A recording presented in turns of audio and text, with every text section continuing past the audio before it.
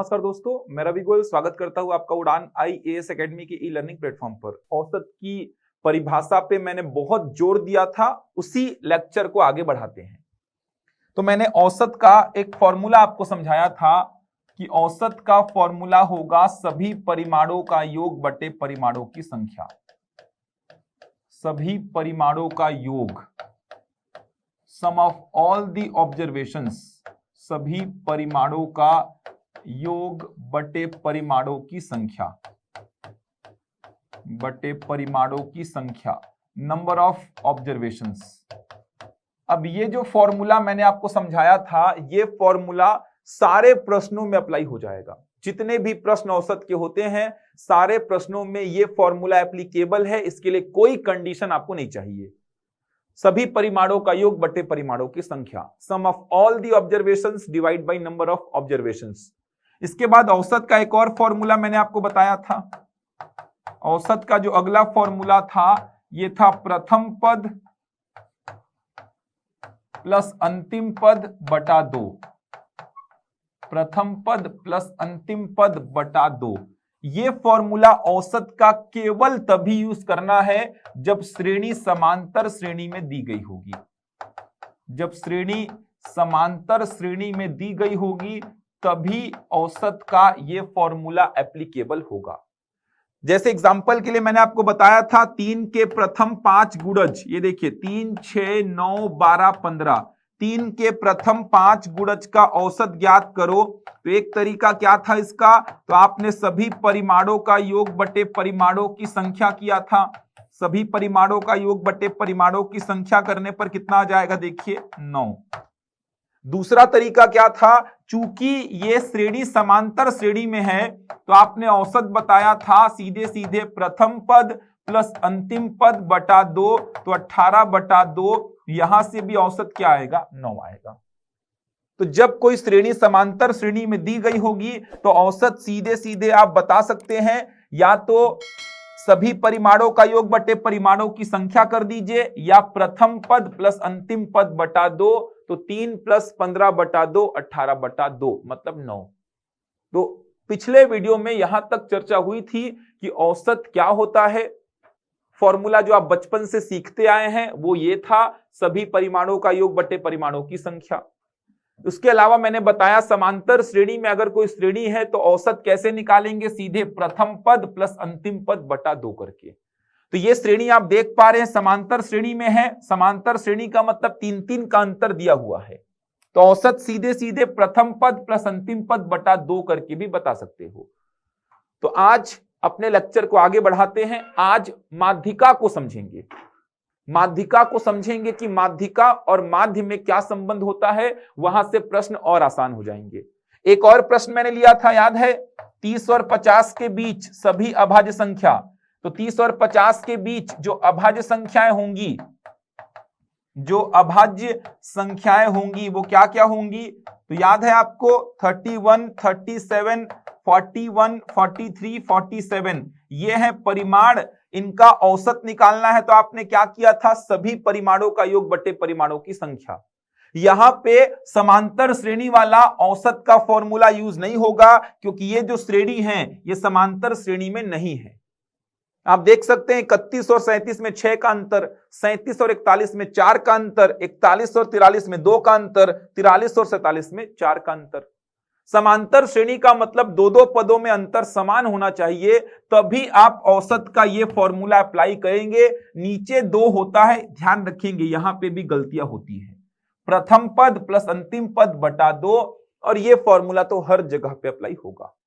तो इस पे आधारित कुछ और प्रश्नों पर चर्चा की गई है, जैसे प्रथम 40 प्राकृत संख्याओं का औसत क्या होगा, प्रथम 25 पूर्ण संख्याओं का औसत क्या होगा।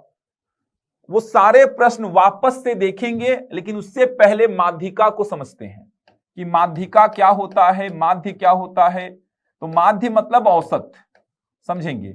माध्यिका मतलब हो जाएगा मीडियन, ध्यान रखिएगा। माध्य औसत को ही बोलते हैं, तो कंफ्यूज यहां पे नहीं होंगे। अभी केवल इतना समझिए, माध्य मतलब औसत ही होगा। तो माध्य मतलब होगा औसत, और माध्यिका को समझेंगे क्या संबंध है दोनों का। सबसे पहली बात तो ये समझिए कि ये सब यूज क्यों होता है? आपने 9th में 10th में पढ़ा होगा, ये 3 शब्द आपको देखने को मिले होंगे, माध्य, माध्यिका और बहुलक। ये 3 शब्द आपको देखने को मिले होंगे 9th की क्लास में, जब आपने 10th में 9th में जो भी मैथ्स पढ़ा होगा। माध्य, माध्यिका, बहुलक, इसको बोलते हैं मीन, इसको बोलते हैं मीडियन और इसको बोलते हैं मॉड। क्या यूज है, क्यों यूज करते हैं, थोड़े से डिटेल में चर्चा करेंगे। तो आपने एक स्टेटमेंट सुना होगा, केंद्रीय प्रवृत्ति की माप। केंद्रीय प्रवृत्ति की माप, अब ये क्या होता है केंद्रीय प्रवृत्ति की माप? Measure of central tendency. Measure of central tendency ये क्या होता है? मेजर ऑफ सेंट्रल टेंडेंसी, केंद्रीय प्रवृत्ति की माप निकालने के लिए ही माध्य, माध्यिका और बहुलक का यूज किया जाता है। पहली बात, केंद्रीय प्रवृत्ति की माप निकालने के लिए ही माध्य, माध्यिका और बहुलक का यूज किया जाता है। तो ये केंद्रीय प्रवृत्ति की माप क्या होती है तो समझेंगे, जब बहुत सारे आंकड़े आपको दिए गए होंगे, जैसे ये देखिए बहुत सारे आंकड़े आपको दिए गए हों, तो उसमें एक ऐसा आंकड़ा फाइंड करना, एक ऐसा डेटा फाइंड करना, एक ऐसा डेटा फाइंड करना जिसके आसपास बाकी के डेटा घूमेंगे, जिसके इर्द गिर्द बाकी के डेटा रहेंगे, उसी को आप क्या बोलते हैं? केंद्रीय प्रवृत्ति की माप बोलते हैं। जैसे बहुत सारे आंकड़े 2, 4, 6, 8, 10 दिए गए हैं, अब एक ऐसा डेटा फाइंड करना जिसके इर्द गिर्द, ये देखिए, जिसके इर्द गिर्द बाकी के आंकड़े रहेंगे, बाकी के आंकड़े रहेंगे, इसी को बोलते हैं केंद्रीय प्रवृत्ति की माप, मेजर ऑफ सेंट्रल टेंडेंसी। तो 2, 4, 6, 8, 10 ये कुछ आंकड़े आपको दिए गए हैं, मैंने बोला इसका केंद्रीय प्रवृत्ति की माप निकालो, मतलब एक ऐसा डेटा आपको फाइंड करना है जिसके इर्द गिर्द बाकी के डेटा रहेंगे, उसी डेटा को आप बोलेंगे केंद्रीय प्रवृत्ति की माप। अब ये केंद्रीय प्रवृत्ति की माप निकालने के लिए आप माध्य, माध्यिका और बहुलक का यूज करते हैं। तो बहुलक को अभी नहीं बता रहा हूं मैं, बहुलक को छोड़ दीजिए, बहुलक का कोई खास यूज होगा नहीं। प्री के एग्जाम में, व्यापम के एग्जाम में बहुलक का कोई खास यूज होता नहीं है, तो बहुलक को छोड़ दीजिए। बात करेंगे केंद्रीय प्रवृत्ति की माप। तो आपने समझा केंद्रीय प्रवृत्ति की माप होता क्या है? एक ऐसा डेटा फाइंड करना जिसके इर्द गिर्द बाकी के डेटा रहेंगे। अब ये केंद्रीय प्रवृत्ति की माप निकालने के लिए ही माध्य और माध्यिका का यूज किया जाता है। तो अगर मैं बोलता हूं कि सर ये कुछ आंकड़े दिए गए हैं, इन आंकड़ों का केंद्रीय प्रवृत्ति की माप निकालो, किसके थ्रू? माध्य के थ्रू।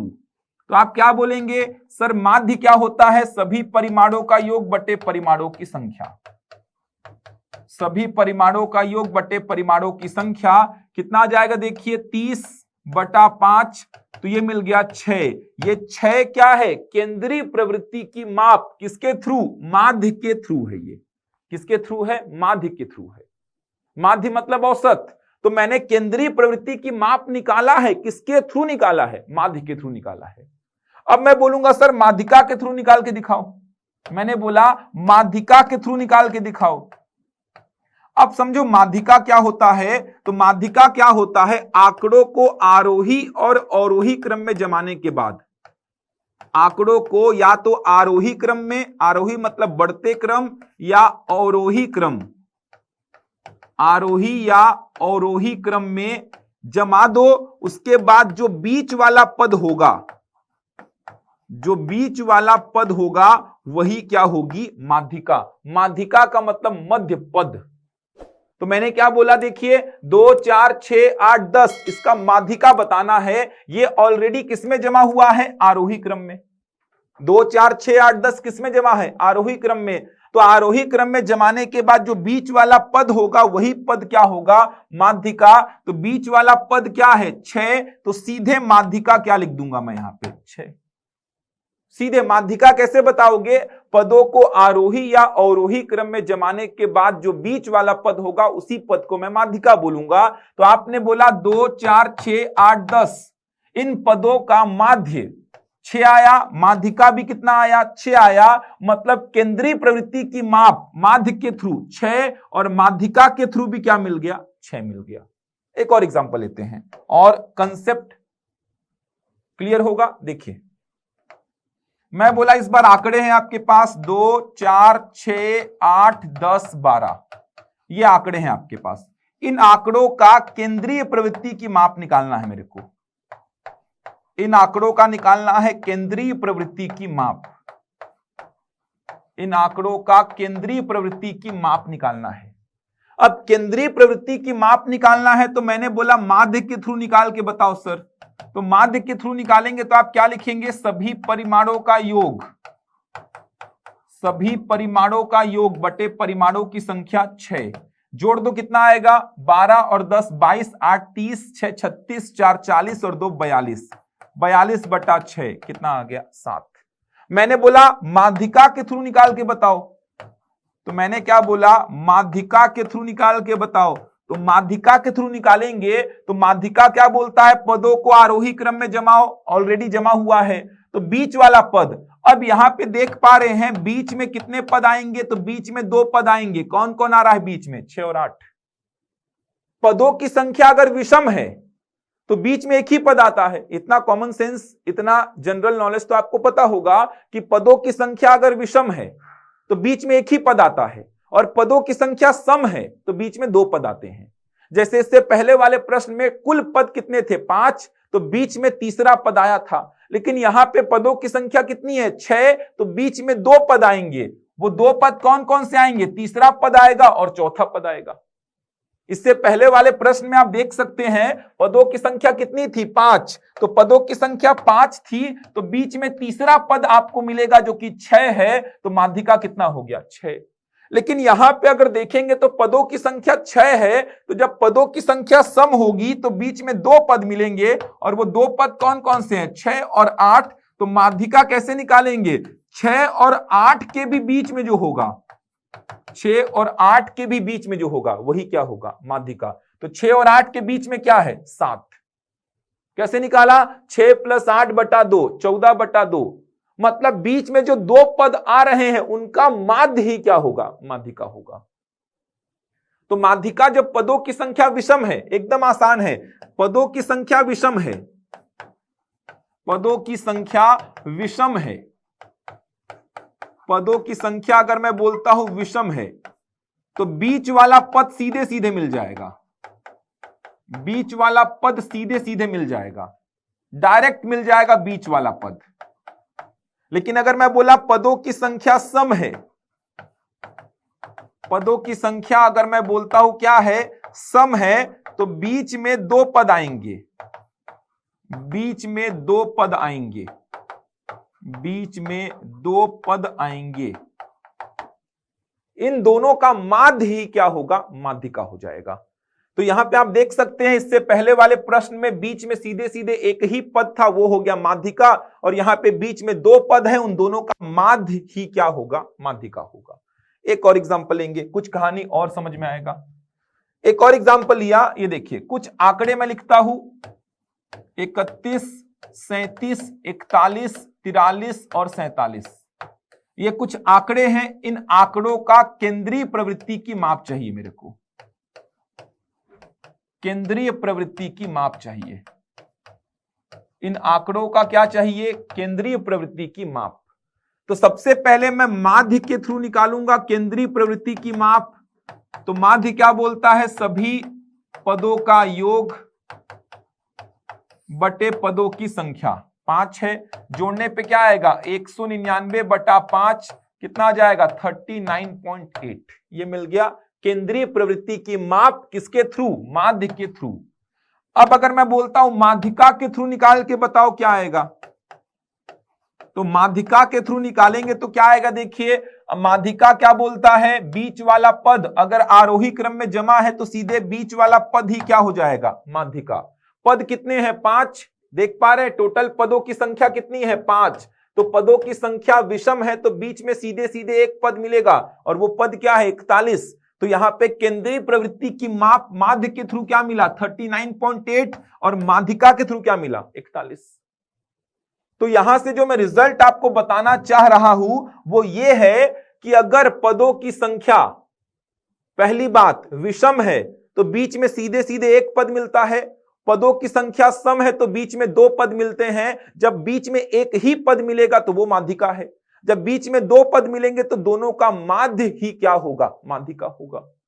अब दूसरा जो इंपॉर्टेंट बात बताना चाहता हूं मैं, वो इंपॉर्टेंट बात क्या है कि जब पद समांतर श्रेणी में होंगे, जैसा कि आप देख पा रहे हैं, जब पद क्या होंगे, समांतर श्रेणी में होंगे, तो जो माध्य है वही क्या होगा, माध्यिका होगा।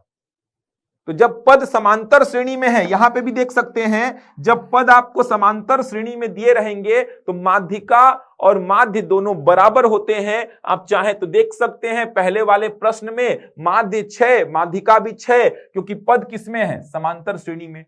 दूसरे वाले प्रश्न में माध्यिका और माध्य दोनों 7 और 7 हैं, क्योंकि पद किसमें है, समांतर श्रेणी में। जबकि अगला जो मैंने एग्जाम्पल लिया तो यहां पे देख सकते हैं माध्य और माध्यिका अलग अलग हैं, क्योंकि यहां पे पद समांतर श्रेणी में नहीं है। तो मैं बोल सकता हूं जब पद होंगे समांतर श्रेणी में, जब पद होंगे समांतर श्रेणी में, जब पद होंगे समांतर श्रेणी में, तो माध्यिका और माध्य दोनों क्या हो जाएगा, बराबर। माध्य और माध्यिका दोनों बराबर। तो आप माध्यिका निकालो या माध्य निकालो, एक ही बात है, लेकिन पद किसमें होने चाहिए, समांतर श्रेणी में होने चाहिए। बहुत इंपॉर्टेंट रिजल्ट है। तो एक बार वापस से मैं रिपीट करता हूं, मैंने क्या क्या नया आपको बताया है आज। तो सबसे पहले आपने समझा कि केंद्रीय प्रवृत्ति की माप क्या होता है। तो आपने समझा कि बहुत सारे आंकड़े जब आपको दिए होंगे तो एक ऐसा आंकड़ा आपको फाइंड करना है जिसके आसपास, जिसके इर्द गिर्द बाकी के आंकड़े रहेंगे। उसी आंकड़े को आप बोलेंगे केंद्रीय प्रवृत्ति की माप, मेजर ऑफ सेंट्रल टेंडेंसी। अब इस मेजर ऑफ सेंट्रल टेंडेंसी को फाइंड करने के लिए आप माध्य, माध्यिका या बहुलक का यूज करते हैं। तो बहुलक को मैंने छोड़ दिया है क्योंकि बहुलक से प्रश्न नहीं पूछे जाएंगे। मैं बोल रहा हूं माध्य और माध्यिका। तो केंद्रीय प्रवृत्ति की माप निकालने के लिए ही माध्य और माध्यिका का यूज किया जाता है। माध्य से कैसे निकालेंगे, तो आपको पता है कुछ आंकड़े आपको दिए गए हैं 2, 4, 6, 8, 10। इसका केंद्रीय प्रवृत्ति की माप चाहिए मेरे को, किसके थ्रू, माध्य के थ्रू। तो माध्य क्या बोलेगा, सभी परिमाणों का योग बटे परिमाणों की संख्या, 6 आ गया। माध्यिका के थ्रू, माध्यिका क्या होता है, आंकड़ों को आरोही या अवरोही क्रम में जमाने के बाद जो मिडिल वाला पद होता है उसी को बोलते हैं माध्यिका। तो 2, 4, 6, 8, 10 ऑलरेडी आरोही क्रम में जमा हुआ है, बीच वाला पद एक ही है, वो क्या है, 6 हो गया माध्यिका। उसके बाद अगला एग्जांपल मैंने लिया 2, 4, 6, 8, 10, 12। इन पदों का केंद्रीय प्रवृत्ति की माप चाहिए, किसके थ्रू, माध्य के थ्रू। तो आपने माध्य के थ्रू कैसे निकाला, सभी पदों का योग बटे पदों की संख्या। तो सभी पदों का योग 42, पदों की संख्या 6, कितना आ गया, 7। तो केंद्रीय प्रवृत्ति की माप माध्य के थ्रू कितना आया, 7 आया। अब अगर मेरे को माध्यिका के थ्रू निकालना है तो आपको समझना है पदों को आरोही क्रम में जमाने के बाद बीच वाला जो पद होता है उसी को माध्यिका बोलते हैं। लेकिन यहां पे तो पदों की संख्या क्या है, सम है, इवन है। और पदों की संख्या अगर सम है तो बीच में तो 2 पद आ जाएंगे। जैसे 4 बच्चे बैठे हैं तो बीच में कौन सा बच्चा बैठा है, तो बीच में तो 2 बच्चे आ जाएंगे। जब पदों की संख्या सम होती है तो बीच में 2 पद आते हैं। जैसा कि आप देख पा रहे हैं पदों की संख्या सम है, 1, 2, 3, 4, 5, 6। पदों की संख्या 6 है तो बीच में 2 पद आएंगे। वो 2 पद 6 और 8 हैं। इन दोनों के बीच में जो होगा वही होगा माध्यिका। मतलब 6 और 8 का माध्य कितना आ रहा है, 7। इसी को आप क्या बोलेंगे, माध्यिका बोल देंगे। क्लियर है यहां तक। अब एक और एग्जाम्पल मैंने इसके बाद लिया। वो अगला एग्जाम्पल क्या था, 31, 37, 41, 43 और 47। इन आंकड़ों का केंद्रीय प्रवृत्ति की माप चाहिए। तो आपने बोला माध्य के थ्रू बता दो सर, सभी परिमाणों का योग बट्टे परिमाणों की संख्या 39.8। माध्यिका के थ्रू बताओगे तो क्या आएगा, 41 आ जाएगा। तो आप देख पा रहे हैं रिजल्ट क्या निकल रहा है। अगर समांतर श्रेणी में कोई श्रेणी दी गई है तो उसका माध्य और माध्यिका दोनों क्या होता है, बराबर। तो अगर समांतर श्रेणी में कोई श्रेणी है तो आप बोल सकते हैं कि माध्य और माध्यिका हमेशा क्या होंगे, बराबर होंगे। अगर माध्य पूछा तो माध्यिका निकाल सकते हो, माध्यिका पूछा तो माध्य निकाल सकते हो आप, कोई दिक्कत नहीं है। ठीक, यहां तक ध्यान रखेंगे। अब बढ़ते हैं आगे, थोड़ा सा और समझते हैं माध्यिका को। थोड़ा सा और माध्यिका पे चर्चा करते हैं। मैं बोल रहा था पद क्या है, 2 4 6 8 10, तो यहां पे माध्यिका आपने क्या बोला, 6। माध्यिका मतलब बीच वाला पद, माध्यिका मतलब बीच वाला पद, आरोही या अवरोही क्रम में जमाने के बाद ही, ध्यान रखिएगा। मैंने बोला 2 4 6 8 10 12, 2 4 6 8 10 12, तो यहां पे माध्यिका आपने क्या बोला, तो यहां पे आपने माध्यिका बोला 6 + 8 बटा 2, 14 बटा 2, माध्यिका आपने क्या बोला, 7 बोला। आपको यह तो समझ में आ रहा है कि पदों की संख्या अगर यहां पे विषम है, देख पा रहे हैं, पदों की संख्या विषम है, पदों की संख्या कितना है यहां पे, नंबर ऑफ टर्म्स n बोलता हूं, ये क्या है, विषम है। देख पा रहे हैं कितनी है पदों की संख्या, 5, तो सीधे सीधे बीच वाला पद मिल जाता है। ये देखिए बीच वाला पद क्या है, 6। यहां पे पदों की संख्या क्या है, सम, यहां पे पदों की संख्या क्या है, सम है। कितनी है टोटल, ये 6, तो यहां पे बीच में 2 पद मिलते हैं। तो जब पदों की संख्या विषम है तो बीच में 1 पद मिलेगा, और पदों की संख्या सम है तो बीच में 2 पद मिलेंगे। अब मैं बात करता हूं वो बीच वाला पद होगा कौन सा, वो बीच वाला पद होगा कौन सा। पदों की संख्या अगर 5 है तो बीच वाला पद होगा कौन सा। जैसे अगर मैं बोलता हूं 5 बच्चे बैठे हैं, ये देखिए, तो बीच वाला बच्चा कौन सा होगा, बीच वाला बच्चा बोलने का मतलब क्या होगा, दोनों साइड से उस बच्चे का स्थान क्या होगा, सेम होगा। बीच वाला बच्चा बोलने का मतलब दोनों साइड से उसका स्थान क्या होगा, सेम। जैसे 5 बच्चे बैठे हैं तो ये तीसरा बच्चा होगा, ये देखिए तीसरा बच्चा, जो कि बाएं से भी तीसरा है, दाएं से भी तीसरा है। मैं बोला 7 बच्चे बैठे हैं, ये देखिए 7 बच्चे बैठे हैं, तो बीच वाला बच्चा कौन होगा, ये चौथा बच्चा होगा बीच वाला। मतलब बीच वाला बच्चा बोलने का मतलब दोनों साइड से पोजीशन क्या हो उसकी, सेम। तो अगर मान लो पदों की संख्या विषम है और मेरे को चाहिए मध्य पद कौन सा है, कौन सा है, तो आप कैसे बताओगे। अगर 5 बच्चे बैठे हैं, मैं पूछा आपसे मध्य में कौन सा बच्चा बैठा है, तो आप 1 जोड़ के 2 से डिवाइड कर दोगे, आप क्या बताओगे, तीसरा बच्चा बीच में बैठा है। उसी प्रकार यहां पे 5 पद हैं और मैं आपसे पूछा 5 पद अगर हैं तो बीच वाला पद कौन सा आएगा, तो आप बोलेंगे 1 जोड़ के 2 से भाग दे दो सर, 6 बटा 2 तीसरा में आएगा, और वो तीसरा पद है क्या, 6। समझ आ रहा है। जैसे मैं बोला अगर पदों की संख्या 21 है, समझना पद बढ़ जाएंगे, मैं बोला पदों की संख्या 21 है, समझेंगे बात को, सारा कंफ्यूजन दूर हो जाएगा। मैं बोला पदों की संख्या 21 है, पदों की संख्या है 21, पदों की संख्या है 21। अब 21 अगर पदों की संख्या है और मैं आपसे बोलता हूं बीच वाला पद कौन सा होगा, कौन सा होगा, कौन से नंबर का होगा, तो आप अपने मन में क्या करना, 21 में 1 जोड़ना और 2 से भाग देना, 22 बटा 2, 11वां पद जो आएगा, 11वां पद जो आएगा वो क्या होगा, बीच में आएगा। जब भी पदों की संख्या विषम होगी, मतलब 21 बच्चे बैठे हैं, तो बीच में कौन से नंबर का बच्चा बैठेगा, 11वें नंबर का बच्चा बैठेगा। समझ आ रहा है। तो जब पदों की संख्या विषम होगी तो आप बता सकते हैं कि बीच में कौन से नंबर का बच्चा बैठेगा, कौन से नंबर का पद आएगा। वो पद क्या होगा वो देख लीजिएगा सीरीज में से। जैसे 51 पद है टोटल, अब मैंने बोला बीच वाला पद कौन से नंबर का होगा, तो 51 + 1 52 बटा 2 26वां पद होगा, बीच वाला 26वां पद होगा। अब बात करें अगर सम संख्या में पदों की संख्या अगर सम है, जैसा कि आप देख पा रहे हैं, पदों की संख्या अगर सम है, जैसा कि देखिए पदों की संख्या क्या है, सम मतलब कितना, 6। तो पदों की संख्या अगर सम है मतलब 6 है, तो बीच में 2 पद आएंगे। देख सकते हैं यहां पे बीच में 2 पद आए हैं, 6 और 8। तो बीच में पद कौन कौन से आएंगे, तो आप क्या करना, 6 को 2 से डिवाइड करना और 6 को 2 से डिवाइड करके 1 जोड़ देना, तो तीसरा पद आएगा और कौन सा पद आएगा, चौथा पद आएगा। अगर पदों की संख्या विषम है और मैं पूछा कि भाई बीच में कौन सा पद आएगा, तो आप उसमें 1 जोड़ के 2 से डिवाइड करना, वही नंबर वाला पद बीच में आएगा।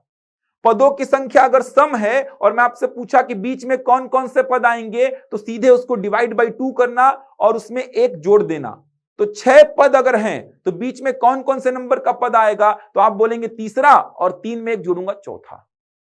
20 पद हैं तो बीच में कौन कौन से नंबर का पद आएगा? 10वां, और 10 में एक और जोड़ूंगा 11वां। 50 पद हैं तो बीच में कौन कौन से नंबर के पद आएंगे? 50 का आधा 25वां और 26वां। तो पदों की संख्या अगर सम है तो कंफर्म है कि बीच में 2 पद आएंगे।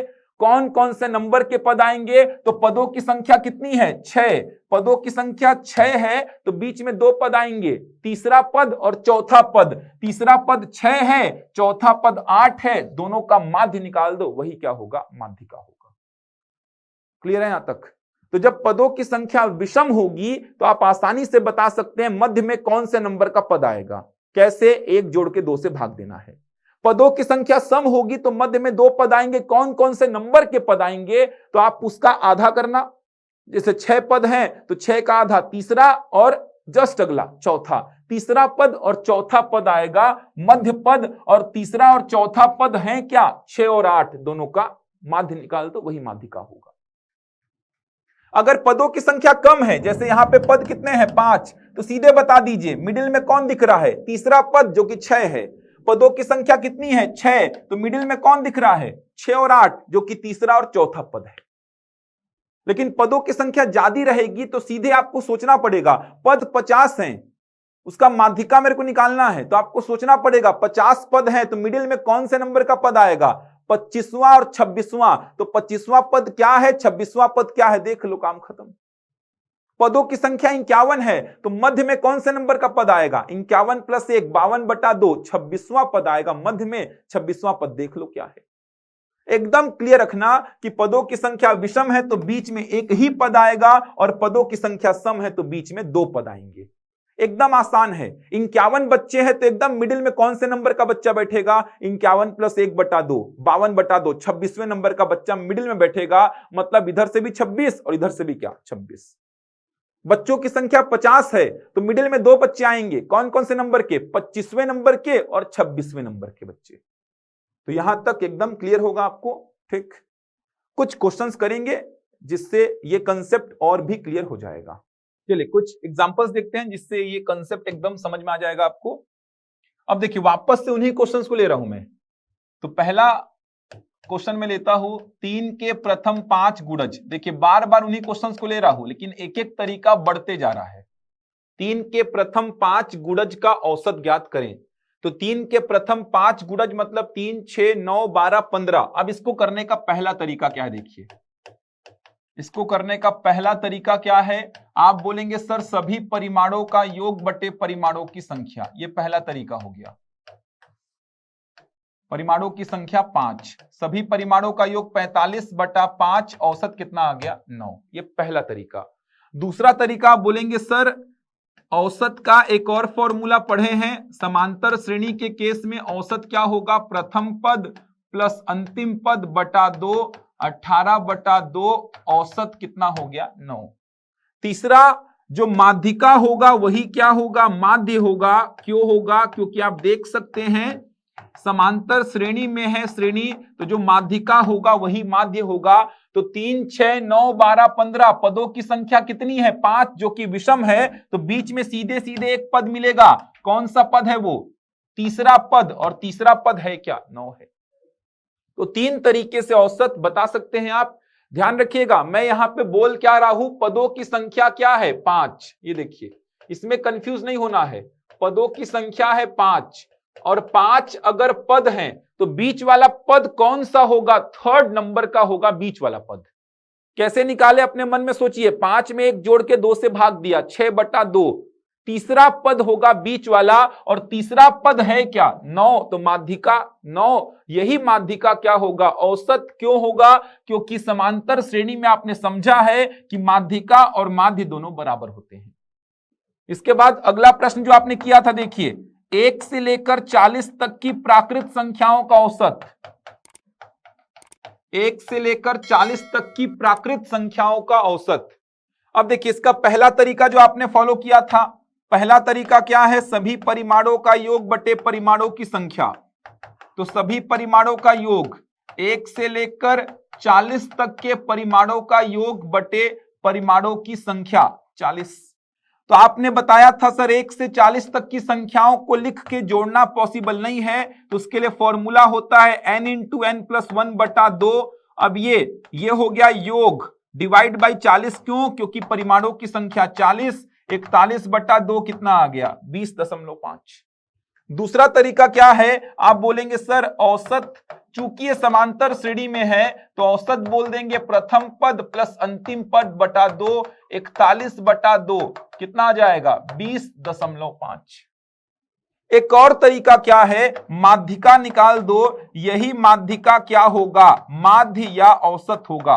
अब यहां पे थोड़ा सा समझेंगे, 1 से 40 तक के पद हैं, 1 से 40 तक की संख्याएं भी हैं, 1 से 40 तक की संख्याएं हैं।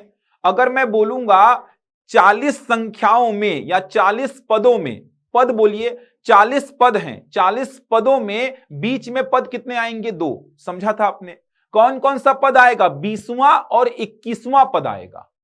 अगर 40 पद हैं तो बीच में 2 पद आएंगे, 20वां और 21वां, और 20वां पद स्वयं क्या है? 20 है, और 21वां पद स्वयं क्या है? 21 है। तो इन दोनों का योग डिवाइड बाई 2, 41/2, ये देखिए 20.5। समझ पा रहे हैं बात को? 20वां पद स्वयं क्या है? 20, और 21वां पद स्वयं क्या है? 21 है। अगला देखिए, मैंने बोला 1 से लेकर, या ऐसा बोलिए प्रथम 25, ये देखिए प्रथम 25 पूर्ण संख्याओं का औसत, ये क्या लिखा है? प्रथम 25 पूर्ण संख्याओं का औसत, प्रथम 25 पूर्ण संख्याओं का औसत। अब एक बात समझेंगे यहां पे, प्रथम 25 पूर्ण संख्याओं का औसत निकालना है तो औसत निकालने का पहला बेसिक तरीका सभी परिमाणों का योग बटे परिमाणों की संख्या। तो 0 से लेकर, प्रथम 25 बोला है तो यहां पे 24 लिख लेंगे, अंतिम पूर्ण संख्या क्या आएगी? 24। प्रथम 25 पूर्ण संख्याओं का औसत, तो 0 से लेकर 24 तक जाएंगे आप, तो सभी परिमाणों का योग, तो ऊपर में क्या होगा? 0 से 24 तक की संख्याओं का योग डिवाइड बाई क्या? 25। सभी परिमाणों का योग, सभी परिमाण कहने का मतलब प्रथम 25 पूर्ण संख्याएं 0 से लेके 24, इनका योग डिवाइड बाई परिमाणों की संख्या 25। अब 0 से लेके 24 तक की संख्याओं को लिख के जोड़ना पॉसिबल नहीं है, 0 को छोड़ दो, कोई काम का नहीं है। 1 से 24 तक की संख्याओं का योग कैसे निकालेंगे? तो आप बोलेंगे n इंटू एन प्लस 1/2, ये हो गया योग इंटू 25। ये 25 क्यों? क्योंकि परिमाणों की संख्या करना है मेरे को। कितना आ गया? 12। सिंपल सी बात है ना, 0 से लेके 24 तक की संख्याओं को जोड़ो या 1 से 24 जोड़ो, बात एक ही है। तो 1 से 24 तक की संख्याओं का योग क्या लिखेंगे आप? 24 गुणा 25/2। ये 25 क्यों लिखा? परिमाणों की संख्या 25, 25 से 25 कैंसिल, औसत कितना आ गया? 12 आ गया।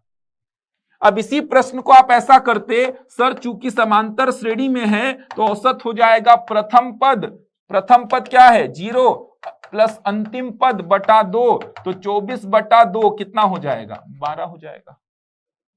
इसी प्रश्न को आप ऐसे करते, सर चूंकि समांतर श्रेणी में है तो जो माध्यिका होगा वही क्या होगा? माध्य होगा। तो माध्यिका क्या होगा? तो आप बोलेंगे 25 पद है टोटल, 25 पद, 25 पदों में मध्य पद क्या आएगा? तो 25 प्लस 1/2, 26/2, 13वां पद आएगा मध्य पद, और 13वां पद इसमें होगा क्या? 12 होगा।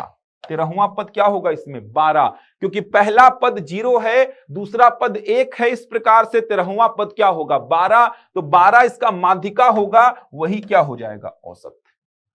इसीलिए समझाया था कि पदों की संख्या 25 है तो मध्य में कौन से नंबर का पद आएगा? तो पदों की संख्या 25, 25 विषम संख्या है तो पद बीच में एक ही आएगा, वो एक पद कौन से नंबर का होगा? तो 25 प्लस 1, 26/2, 13वां पद होगा मध्य पद। तो 13वां पद यहां पे है क्या? तो 13वां पद यहां पे 12 है। तो सारे प्रश्नों को आप सॉल्व कर सकते हैं बहुत ही आसान तरीके से। चलिए कुछ और प्रश्नों पर चर्चा करेंगे जो कि इसी कंसेप्ट से बहुत आसान हो जाएंगे। देखिए समझेंगे वो प्रश्न क्या है। तो मैं बोलता हूं, मान लीजिए 4 क्रमागत सम संख्याओं का औसत, 4 क्रमागत सम संख्याओं का औसत 27 है। 4 क्रमागत सम संख्याओं का औसत 27 है। इनमें सबसे बड़ी संख्या ज्ञात करें। इनमें सबसे बड़ी संख्या ज्ञात करें। इनमें सबसे बड़ी संख्या ज्ञात करें। अब एक बात समझेंगे, 4 क्रमागत सम संख्याओं का मतलब, क्रमागत का मतलब क्रम से, अगर पहली सम संख्या 2 तो अगली 4, अगली 6, अगली 8। अगर पहली सम संख्या 10 तो दूसरी 12, तीसरी 14, चौथी 16। अगर 50 पहली सम संख्या तो 52, फिर 54, फिर 56। अगर 18, फिर 20, फिर 22, फिर 24। क्रमागत का मतलब क्रम से होनी चाहिए। अब आप देख सकते हैं कि 2 क्रमागत सम संख्याओं में अंतर 2 का ही होगा। ये देखिए, 2 और 4 में 2 का अंतर, 4 और 6 में 2 का अंतर, 6 और 8 में 2 का अंतर। 2 क्रमागत सम संख्या में कहीं पे भी देख लीजिए, अंतर कितने का मिलेगा? 2 का ही मिलेगा। इसका मतलब ये 4 क्रमागत सम संख्याएं किसमें है? समांतर श्रेणी में। तो ये 4 क्रमागत सम संख्याएं हैं। ये देखिए, ये 4 क्रमागत सम संख्याएं, 4 पद हैं जो कि समांतर श्रेणी में है। इनका औसत 27 है। तो आप बोल सकते हैं कि इनकी माध्यिका कितनी है? 27। अब ये 4 क्रमागत सम संख्याएं हैं, 4 पद हैं जिनकी माध्यिका कितना दिया है? 27 दिया है। माध्य मतलब माध्यिका, क्योंकि समांतर श्रेणी में है। अब इन चारों का माध्यिका कैसे आया होगा? तो आप बोले होंगे सर बीच में 2 पद मिलेंगे, ये दूसरा और तीसरा, इसके बीच में जो आएगा उसी को आपने माध्यिका बोला होगा। जैसे एग्जांपल के लिए अगर मैं बोलूं 2, 4, 6 और 8, इसका माध्यिका क्या होगा? तो 4 और 6 के बीच में क्या आ रहा है? 5, तो ये 5 माध्यिका है। उसी प्रकार इन चारों का माध्यिका 27 है, मतलब इन दोनों के बीच में 27 आ रहा है। मतलब ये कंफर्म क्या होगा? 28, और ये कंफर्म क्या होगा? 26। ये 26 है तो ये 24 होगा, और ये 30 होगा। तो 4 पद मिल गए, 24, 26, 28 और 30। सबसे बड़ा वाला क्या है? 30 है। आसानी से बता सकते हैं। आप देख सकते हैं 2, 4, 6, 8, इन चारों का माध्यिका क्या आएगा? 5 आएगा। मतलब बीच में 2 पद 4 और 6, इसका भी मिडिल वाला क्या होगा? माध्यिका। तो 4 और 6 के बीच में 5 आएगा। उसी प्रकार इन दोनों के बीच में 27 आएगा। मतलब ये 26, ये 28, ये 28, तो आगे वाला 30, ये 24। तो 4 पद मिल गए, 24, 26, 28 और 30। सबसे बड़ा क्या होगा? 30 होगा। इसके प्रोसीजर में भी आऊंगा मैं, इसके प्रोसीजर में आऊंगा मैं। उससे पहले अगला प्रश्न समझिए। मैं बोला 5 क्रमागत विषम संख्याओं का औसत, 5 क्रमागत विषम संख्याओं का औसत 61 है। 61 है। इनमें सबसे बड़ी संख्या ज्ञात करें। इनमें सबसे बड़ी संख्या ज्ञात करें। इनमें सबसे बड़ी संख्या ज्ञात करें। अब 5 क्रमागत विषम संख्याएं, अगर क्रमागत विषम संख्याओं की बात करूंगा तो आप देख सकते हैं यहां पे भी अगर मैं 2 क्रमागत विषम संख्या की बात करूंगा तो अंतर कितने का आएगा? अंतर यहां पे भी क्या आएगा? 2 ही का आएगा। 2 क्रमागत विषम संख्या मतलब 1 के बाद 3, 7 के बाद 9, 13 के बाद 15, 17 के बाद 19। तो 2 क्रमागत विषम संख्याओं में अंतर हमेशा कितने का होगा? 2 का होगा। 2 का। तो यहां पे 5 क्रमागत विषम संख्याओं का औसत 61 है। ये समांतर श्रेणी में है, मतलब जो माध्यिका होगा वही क्या होगा? औसत। तो माध्यिका कितना दिया है? 5 पदों का 61। ये देखिए, इन 5 पदों का माध्यिका 61 दिया है। इसका मतलब ये वाला पद कितना दिया है? 61। सीधे 5 पदों में तो मध्य पद माध्यिका ये 61, तो ये हो गया 63, ये हो गया 65, ये हो गया 59, और ये कितना हो गया? 57। ये 5 पद मिल गए। सबसे बड़ी संख्या क्या है? 65। आसानी से बता सकते हैं। एक और प्रश्न लेते हैं। देखिए, एक और प्रश्न लेते हैं। अगला प्रश्न क्या है समझेंगे। मैं बोला 7 क्रमागत संख्याओं का, 7 क्रमागत संख्याओं का औसत 20 है। 7 क्रमागत संख्याओं का औसत 20 है। इनमें सबसे बड़ी संख्या ज्ञात करें। इनमें सबसे बड़ी संख्या ज्ञात करें। अब यहां पे ना तो सम बोला है ना ही विषम बोला, ना तो सम बोल रहा है ना ही विषम बोल रहा है। इसका मतलब आपको क्या लेना है, प्राकृत संख्या लेना है। और आपको यह पता है कि दो प्राकृत संख्या जो कि क्रमागत हैं उनमें अंतर कितने का होगा, 1 का होगा। तो यहां पे 7 क्रमागत प्राकृत संख्याओं की बात कर रहा है, मतलब ये सातों किसमें हैं, समांतर श्रेणी में, क्योंकि क्रमागत बोल रहा है 7 पद हैं तो बीच वाला पद क्या होगा, चौथा, मतलब ये चौथा पद माध्यिका है। ये देखिए औसत बोलो या माध्यिका बोलो दोनों क्या है 20, तो चौथा पद 20, तो ये 21, ये हो गया 22, ये हो गया 23, ये हो गया 19, ये हो गया 18, ये हो गया 17। तो 20 अगर माध्यिका है, 7 पदों की माध्यिका 20 जो कि समांतर श्रेणी में है ना, तो 7 समांतर श्रेणी में पद हैं जिनका औसत 20 है, मतलब माध्यिका 20 है, मतलब बीच वाला पद 20, तो ये 21, 22, 23, 19, 18, 17।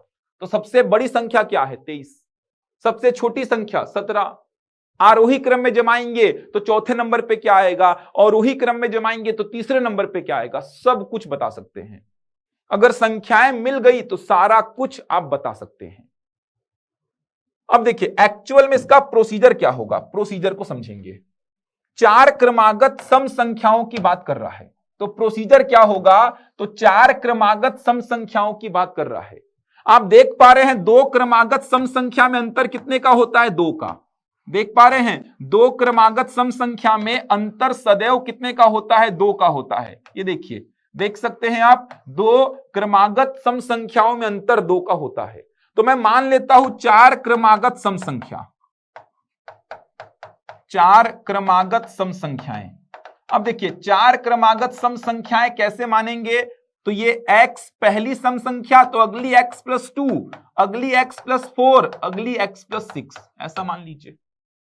आप बोलेंगे सर मेरा मन कर रहा है पहली मैं x प्लस 1 मानूंगा, मान सकते हैं।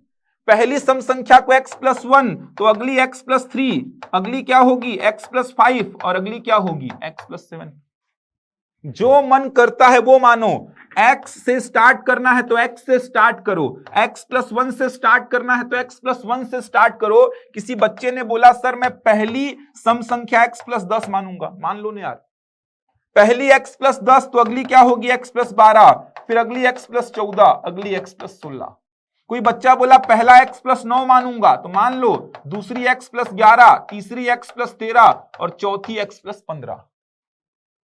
2 क्रमागत सम संख्या में अंतर 2 का होना चाहिए, जो मानना है मानो। अगर मैं x माना तो अगली x प्लस 2, अगली x प्लस 4, अगली x प्लस 6। अगर मैं पहली x प्लस 1 माना तो दूसरी x प्लस 3, फिर x प्लस 5, x प्लस 7। अगर x प्लस 10 माना तो x plus 12, x plus 14, x plus 16। अगर x प्लस 9 माना तो x plus 11, x plus 13, x plus 15। यही बात विषम संख्या में भी लागू होगी, अभी समझ लो। क्योंकि 2 क्रमागत सम संख्या बोलूं या 2 क्रमागत विषम संख्या बोलूं, अंतर हमेशा 2 का होता है। आप देख सकते हैं 2 क्रमागत सम संख्या बोलोगे या 2 क्रमागत विषम संख्या बोलोगे, अंतर 2 ही का मिलेगा। तो आप यही चीजें मान सकते हैं विषम संख्या में भी। जो सम संख्या में मानते हैं सेम वही विषम संख्या में, मतलब 4 क्रमागत विषम संख्या बोलूंगा तो यही मान सकते हो, ऐसा मान सकते हो, ऐसा मान सकते हो, ऐसा मान सकते हो। 2 का अंतर देते जाना है। ऐसा नहीं मान सकते कि x और उसके बाद x प्लस 1, ऐसा नहीं मान सकते। अंतर 2 क्रमागत सम संख्या हो चाहे 2 क्रमागत विषम संख्या हो, 2 का अंतर देना है आपको। तो यहां पे मैं मान लेता हूं, ये देखिए 4 क्रमागत सम संख्या, 4 क्रमागत सम संख्याएं मान लिया मैं x, x plus 2, x plus 4, x plus 6। अब इनका औसत दिया है 27, तो इनका औसत निकालते हैं। अब चूंकि ये समांतर श्रेणी में है, औसत निकालने के 3 तरीके। सभी परिमाणों का योग बटे परिमाणों की संख्या, सबको जोड़ के डिवाइड बाई 4। दूसरा तरीका प्रथम पद प्लस अंतिम पद बटा 2। तीसरा तरीका इन दोनों के बीच में ही औसत आएगा, तो सीधे मैं औसत को x प्लस 3 भी लिख सकता हूं। समझ आ रहा, सीधे मैं औसत को x प्लस 3 भी लिख सकता हूं। लेकिन मैं यहां पे क्या करता हूं, औसत निकालने का समांतर श्रेणी वाला फॉर्मूला पुट करता हूं, प्रथम पद प्लस अंतिम पद बटा 2। आप चाहे तो सभी पदों का योग बटे पदों की संख्या कर सकते हैं। आप चाहे तो इन दोनों के बीच में x+3 भी लिख सकते हैं, वही आएगा। ये देखो 2x+6, 2 को बाहर निकाल के नीचे वाले 2 से काटोगे तो x+3 ही बचेगा। समझ आ रहा है? देख सकते हैं, ये देखिए 2x+6 डिवाइड बाई 2, 2 को बाहर निकाल दिए और नीचे वाले 2 से काट दिए तो x+3 ही बचेगा। तो मैं बोला शुरू में इन दोनों के बीच वाला पद, क्योंकि माध्यिका ही क्या होगा, माध्य होगा, तो वहां से भी कर सकते हो।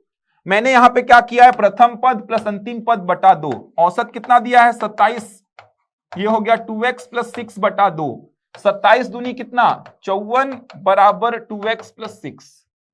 अब 54 में से 6 को माइनस कर दीजिए, तो 54 में 6 को माइनस करेंगे तो 2x बराबर कितना 48, तो x बराबर कितना 48 बटा 2, तो x का वैल्यू कितना आ गया 24। x 24 आ गया तो बता दीजिए 24, 24 के बाद 26, 26 के बाद 28, 28 के बाद 30। तो औसत निकालने का, इन चारों का औसत निकालने का वापस से 3 तरीका आपके पास है। तो समांतर श्रेणी में अगर पद दिए गए हैं तो औसत निकालने का आपके पास 3 तरीका होता है। सभी पदों का योग बटे पदों की संख्या, प्रथम पद प्लस अंतिम पद बटा 2, या सीधे मिडिल वाला पद जो माध्यिका होगा वही माध्य होगा। यहां पे आप ऐसा मान के बनाओगे तो भी फाइनल आंसर आपको सेम ही मिलेगा, ऐसा मान के भी बना सकते हो। तो x मिलेगा कितना 23, तब जाके 23 और 1 24, 23 और 3 26, 23 और 5 28, 23 और 7 30। अगला प्रश्न था 5 क्रमागत विषम संख्याओं का औसत 61 है। तो 5 क्रमागत विषम संख्याएं मान लीजिए, ये देखिए ऐसा मान लो, सेम वैसा ही 5 क्रमागत विषम संख्याएं, ये देखिए इनका औसत दिया है 61। अब औसत निकालने का 3 तरीका, चाहो तो सीधे सीधे औसत क्या लिख दो x+4, क्योंकि 5 पद है समांतर श्रेणी में, तो जो माध्यिका वही माध्यिका मिडिल वाला पद। लेकिन मैं यहां पे प्रथम पद प्लस अंतिम पद बटा 2 कर लेता हूं। औसत 61 है, x और x हो गया 2x प्लस 8 डिवाइड बाई 2। 61 का 2 में गुणा करूंगा कितना आएगा 122 बराबर 2x प्लस 8। 122 में से 8 घटा दूंगा कितना आ जाएगा 114 बराबर 2x। तो x कितना आ जाएगा 2 पंचे 10, 2 सते 14, 57 आ गया। x आ गया 57, तो 57, 59, 61 और 63, साथ में 65 भी है। आंसर वही आना है। औसत निकालने का इतना सारा तरीका आपने पढ़ा है। अगला प्रश्न, 7 क्रमागत संख्याओं का औसत। अब क्रमागत संख्याएं बोला, ना ही सम बोला ना ही विषम बोला, तो ना ही सम ना ही विषम, तो प्राकृत संख्या और 2 क्रमागत प्राकृत संख्या में अंतर कितने का होता है 1 का होता है। ये देखिए, तो जहां से स्टार्ट करना है वहां से स्टार्ट करिए, लेकिन अंतर आपको 1-1 का देना है, 1-1 का अंतर दे दिया। अब इनका औसत निकाल लो, तो औसत निकालने का बहुत सारा तरीका है आपके पास। सीधे औसत क्या बोल दीजिए x+3, चौथा पद ही क्या होगा औसत होगा, या प्रथम पद प्लस अंतिम पद बटा 2। ये देखिए ऐसा भी कर सकते हैं। औसत कितना दिया है 20, तो 2x प्लस 6 बाई 2, 20 का 2 में गुणा कर दीजिए 40 बराबर 2x प्लस 6। तो यहां से 40 में से 6 को माइनस कर दीजिए बराबर 2x, तो x बराबर 34 बटा 2, तो x कितना मिल गया 17। x मिल गया 17, तो बता दीजिए 17, 17 और 1 18, 19, 20, 21, 22 और 23, ये मिल गई आपको 7 क्रमागत संख्याएं। लेकिन माध्यिका का यूज करके सीधे सीधे आप प्री में व्यापम में आंसर निकाल सकते हो। समांतर श्रेणी में पद दिए गए हैं तो जो माध्य होगा वही क्या होगा माध्यिका होगा।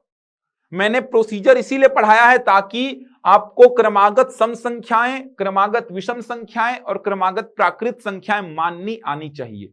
कभी कभी ऐसा बोल देगा 5 क्रमागत सम संख्याओं का योग, औसत नहीं बोलेगा योग, तो 5 क्रमागत सम संख्याएं मान के योग लिख दीजिए। योग बोला तो सबको जोड़ के बराबर योग दिया है आपको। तो ध्यान रखिएगा, मेरा प्रोसीजर बताने का उद्देश्य केवल यही था कि आप क्रमागत सम संख्या, क्रमागत विषम संख्या और क्रमागत प्राकृत संख्या जान पाएं कैसे मानते हैं। कंफ्यूज नहीं होना है कि सर यही मानना है क्या, कुछ भी मानो, क्रमागत सम संख्या, क्रमागत विषम संख्या में अंतर 2-2 का देना है, जबकि क्रमागत प्राकृत संख्या में अंतर 1-1 का देना है। समांतर श्रेणी में पद अगर दिए गए हैं तो औसत निकालने का 3 तरीका है, तीनों में से कोई भी तरीका यूज कर सकते हैं आप। तो आशा करता हूं आपको समझ में आई होंगी बहुत सारी बातें, बहुत कुछ मैंने बताया है। आपने केवल औसत का एक ही फॉर्मूला पढ़ा होगा, मैंने इतना सारा रिलेट कर दिया औसत को। तो मिलते हैं अगले वीडियो में। आज के लेक्चर में यहीं तक रखते हैं, तब तक के लिए धन्यवाद।